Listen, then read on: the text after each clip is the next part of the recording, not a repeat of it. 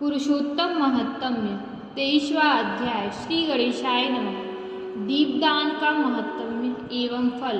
पुरुषोत्तम मास में आहार विहार के बारे में सुनकर प्रसन्न होते हुए राजा बोले, आपने इस मास में दीपदान करने को कहा है, सो इसका क्या महत्म्य है?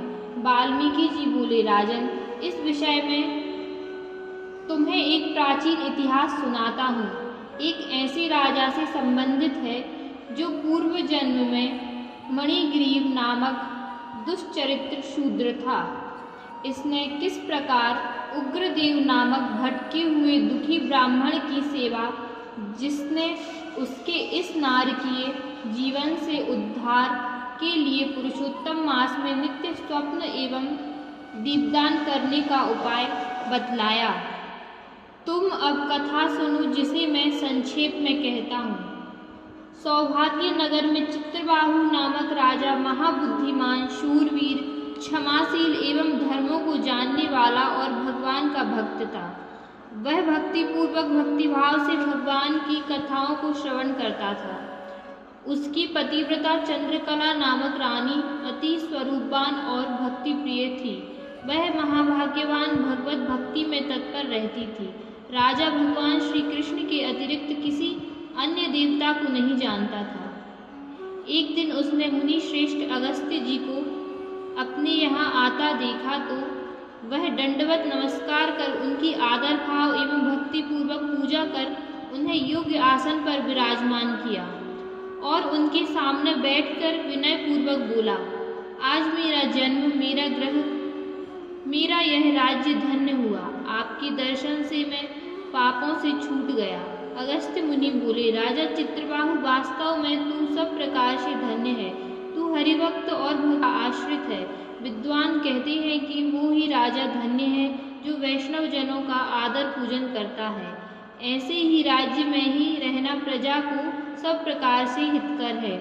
ऐसे राजा की प्रजा सुखी रहती है और ऐसे ही राजा का राज्य वृद्धि को प्राप्त करता है।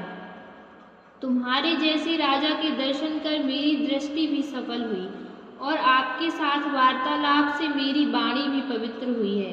इसी बीच राजा की पतिव्रता रानी ने आकर परम भक्ति पूर्वक मुनि अगस्त्य को प्रणाम किया। मुनि ने कहा, हे शुभे, तू सदा सौभाग्यवती हो। भक्तिपूर्वक पति की सेवा कर भगवान श्री कृष्ण की भक्ति में यत्न पूर्वक लगी रहकर अपने जीवन को सफल कर। राजा के मन में मुनि से कुछ पूछने का विचार आया तो बोला, मुनीन्द्र, यह अकंटक राज्य और पतिव्रता स्त्री की प्राप्ति किन सुकर्मों से हुई, आप मुझे बताएं। अगस्त्य जी ने उसके पूर्व जन्म के चरित्र को विचीर कर कहा, राजन, तुम चमत्कारपुर में मणिग्रीव नामक शूद्र थे। नास्तिक, दुष्चरित्र, पर स्त्री गमन और उनको हरण करके लाने वाले बुरे विचारों से युक्त जीवन बिताते थे। यह जो आज तुम्हारी स्त्री है, सो यही पूर्व जन्म में मन, वाणी और कर्मों से तेरी सेवा में दुष्ट भावना रखते हुए सदा साथ रहती थी। ऐसे निंदित कर्मों के कारण तुझे बंधु बांधवों ने त्याग दिया। राज्य ने भी तेरा धन छीनकर तुझे तिरस्कृत किया। तू अपनी स्त्री के साथ निर्जन वन में रहकर पशुओं का वध करके पेट भरता था। ऐसे ही समय बीत रहा था कि एक दिन उग्रदेव नामक ब्राह्मण उस निर्जन वन में भटक कर भूख प्यास के कारण अचेत हो गिर पड़े। तू उन्हें धरती पर पड़ा देख अपने स्थान पर ले आया और तब तुम स्त्री पुरुष उसकी व्यार करने लगे। 2 घड़ी पश्चात उस ब्राह्मण को चेत हुआ तो आश्चर्यचकित हो बोला, मैं यहाँ कैसे आया, मुझे कौन लाया? तब तुमने उनसे कहा, हे ब्राह्मण, पहले आप तालाब में स्नान आदि कर फलाहार व जलपान करें। आप भगवत भक्त सेवा करने के योग्य हैं। उग्रदेव को प्यास लग ही रही थी। जल का नाम सुनते ही उठ बैठे। तब तुमने उन्हें सहारा देकर तालाब के किनारे ले जाकर उन्हें स्नान आदि कराया।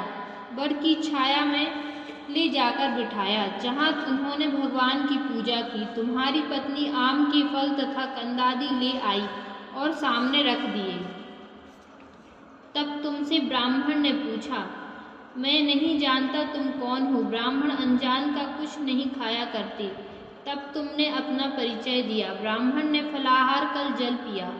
तब तुमने उनके चरणों को दबाते हुए पूछा, हे देव, आपको इस निर्जन वन में कहाँ जाना है? ब्राह्मण बोले, मैं प्रयाग जाना चाहता हूँ। अनजाने में इस भयंकर वन में आ गया, जहाँ मैं प्यास और थकान से मरणासन्न हो गया।